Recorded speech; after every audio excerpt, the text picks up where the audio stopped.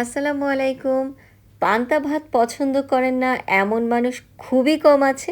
আর পান্তা ভাত তো আমার অনেক পরিমাণে পছন্দ।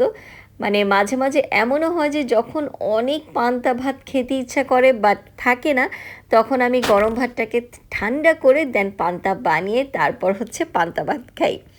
তো আজকে বাসায় করা হয়েছে করল্লা ভাজি, সাথে এখানে আলু দেয়া হয়েছে। আর সাথে করা হয়েছে পাট শাক, সাথে একটু মসুরের ডাল দেওয়া হয়েছে। বিশ্বাস করেন পান্তা ভাত দিয়ে এই দুটো আইটেম খেতে না অনেক ভালো লাগে। আর সাথে নিয়েছি শুকনা মরিচ আর বোম্বাই মরিচ, আর সাথে পেঁয়াজ কাঁচা মরিচ তো থাকবেই। তবে অনেকের বোম্বাই মরিচ একটু সমস্যা হতে পারে, সো তারা চাইলে স্কিপ করে নিতে পারেন। আর খাবারটা অ্যাকচুয়ালি যার যার পছন্দ মতো, মানে যে যেমন খাবার খেতে পছন্দ করে আমরা কিন্তু সেরকম খাবারই খেয়ে থাকি। মানে আমার এই আইটেমটা পছন্দ বলে সবার মাস্ট পছন্দ হতে হবে এমনও কিন্তু কোনো কথা নেই। অ্যাকচুয়ালি যার যার টেস্ট বাড অনুযায়ী আমরা কিন্তু সেই টাইপের খাবার খেয়ে থাকি।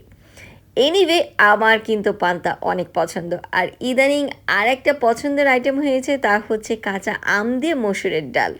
মানে এই আইটেমটা কে কে পছন্দ করেন জানাবেন তো।